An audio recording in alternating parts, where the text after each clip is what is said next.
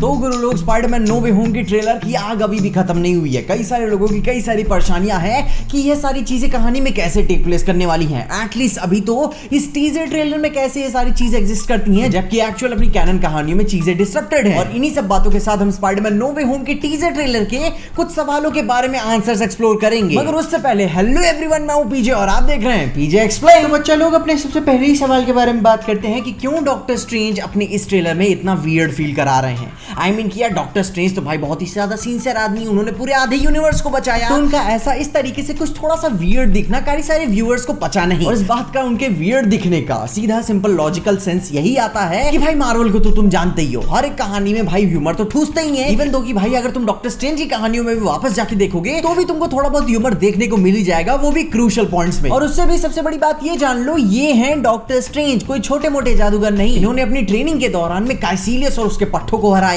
उसके बाद डोरमामू को भी हराया, एंड गेम के होने से पहले सारी पॉसिबिलिटीज को जान लिया। तो भाई उसके लिए ये पीटर की प्रॉब्लम बहुत ही झांटू सी होगी। मैं अपने शब्दों के चयन के लिए तहे दिल से माफी चाहता हूं, मगर फिर भी डॉक्टर स्ट्रेंज के लिए उसकी यह परेशानी कोई बहुत ज्यादा बड़ी नहीं है। मगर फिर भी भाई पीटर की परेशानी थोड़ी सी स्पेशल है। उसकी परेशानी इतनी ज्यादा एक्नॉलेज हो चुकी है कि भाई उसकी परेशानी का सोल्यूशन बस यही डॉक्टर दे सकता है। और उसके ऊपर से अगर मेफिस्टो पिस्टो वाली बकचोदी को अगर फिर भी साइड करके रख दे तो भाई डॉक्टर स्ट्रेंज की प्रवृत्ति को तुम जानते ही हो कि लोग कितना भी मना करते हैं वो कुछ ना कुछ कांड कर ही देते हैं उसी हिसाब से। और यहाँ पे वॉन्ग भी मना ही कर रहा है डॉक्टर स्ट्रेंज को कि भाई इस स्पेल को यूज मत करना, ये बहुत ही डेंजरस है। मगर ये स्ट्रेंज भैया अपने ऐसे हैं कि इन्हें मुश्किल काम करना ही पसंद है, कुछ नया करना पसंद है जो उन्होंने नहीं किया हो, जो इन्हें चैलेंज करे। और उसके बाद अपना अगला सवाल आता है कि भाई डॉक्टर स्ट्रेंज के पास ये आई ऑफ अगामोटो कैसे आया। आई मीन क्या वो तो इन्फिनिटी वॉर अभी भी याद है कि भाई उसमें थानोस ने डॉक्टर स्ट्रेंज का ये मंगलसूत्र तोड़ दिया था और यहाँ पे एंड गेम में उसने सारे स्टोन को शैटर कर दिया था। तो इस कहानी में उसका पर्पस क्या है? यहाँ तक कि एंड गेम की अपनी कहानी में भी यही देखने को मिला था। एक ख्याल से एक कॉन्टिन्यूटी एरर था जहां पे हमें उसके कपड़ों के दौरान में हमें ये एसेंशियल अटायर ये देखने को मिलता है। मगर ठीक यहाँ पे वैसे भी देखने को मिल सकता है अपनी नो वे होम की कहानी में भी, जो डॉक्टर स्ट्रेंज का पूरा अटायर है उसके साथ वो एक डेकोरेटिव एसेंशियल दिख सकता है हमें। मगर फिर भी मार्वल की हर एक कहानी में कुछ ना कुछ किसी ना किसी चीज का मतलब होता है, वो पेंट तक फालतू में नहीं करते। ये तो फिर भी छाती पे दिख रहा है। देखो स्ट्रेंज का इसे पहनने का कुछ ना कुछ तो मतलब है, वो कुछ अपनी एसेंशियल चीजें उसमें ऐड करता होगा या फिर कुछ और भी पावरफुल मिस्टिकल चीजें। या फिर ये भी हो सकता है कि भाई डॉक्टर स्ट्रेंज को अपने कपड़ों के साथ ये नेकलेस अच्छा लगता हो। जैसे कि भाई मैंने अंगूठी खरीदी थी कई सालों पहले, मैं ज्यादा पहनता तो नहीं हूं मगर कभी कभार अच्छा लगता है कपड़ों पे, कुछ ज्यादा सीरियस नहीं है। मगर फिर भी यार मैं कोई पिक्चर थोड़ी ना बना रहा हूं और ऊपर से रिंग फिंगर में नहीं पहनने चाहिए।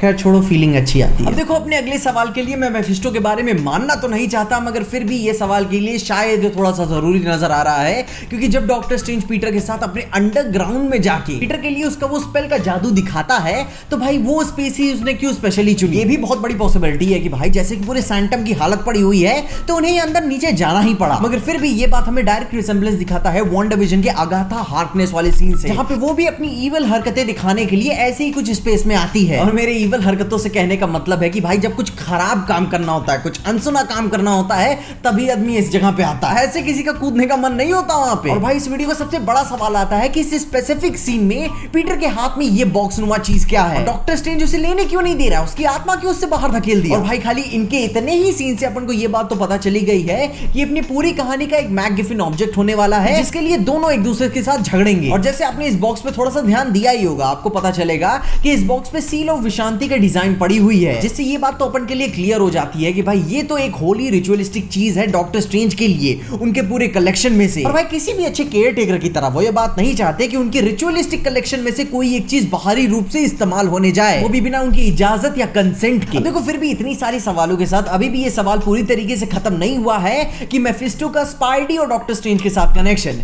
कि जो डेविल ऑफ डिस्गाइज वाला स्पाइडरमैन के साथ वो कनेक्शन दिखता है, और हमें डॉक्टर स्ट्रेंज का ये वियर्ड दिखना और उसका तहखाने में जाके ये रिचुअलिस्टिक प्रोसीजर को अप्लाई करना थोड़ी सी सारी चीजों को अनसर्टेन तो दिखाता है। मगर फिर भी यार जितनी बड़ी कहानी यहाँ पे टेक प्लेस कर रही है उसके सामने तो मेफिस्टो छोटा सा ही लग रहा है। देखो हाँ, अगर मैं कॉमिक्स का रेफरेंस भी लेकर बोलूंगा तो पीटर ने भी कॉमिक्स के पैनल्स में एक समय पे मेफिस्टो के साथ एक डील की थी, यानी कि डील विद द डेविल। मगर भाई अपने होम बॉस स्पाइडरमैन को तो आप जानते ही हो, इवेंचुअली सारी चीजें एंड में तो ठीक ही हो जाती हैं। मगर फिर भी खैर जहां पे पूरी मल्टीवर्स की, सिनिस्टर 6 की और बाकी सारे मल्टीवर्सल हीरोज की कहानी चल रही है, ज्यादा मुझे मेफिस्टो के होने का ज्यादा भरोसा तो नहीं है। मगर कंसीडर करके चलना काफी अच्छी सोच है। और हाँ भाई, इसी के साथ एक फॉलो अप क्वेश्चन आता है कि जब इतने सारे मल्टीवर्सल विलन्स कंफर्म हो ही चुके हैं, तो अपने साथ एक मल्टीवर्सल सुपर हीरोज की टीम कहां पे है? टीम छोड़ो, बाकी सारे मल्टीवर्सल हीरोज कहां पे हैं? क्योंकि भाई हर लड़ाई एक तरफा अच्छी नहीं लगती, हर बुराई के साथ कोई ना कोई अच्छाई तो जुड़ी हुई होती है। और यही सारी बड़ी डिटेल्स एमसीयू अपने इस ट्रेलर से हमें छुपा रहा है। मल्टीवर्स के दरवाजे खाली विलन्स के लिए मोनोपोली थोड़ी ना है, बाकी सारे हीरोज भी आएंगे, मगर कैसे, वो भी सबसे बड़ा सवाल है। और इसी के साथ एक और फॉलो अप क्वेश्चन आता है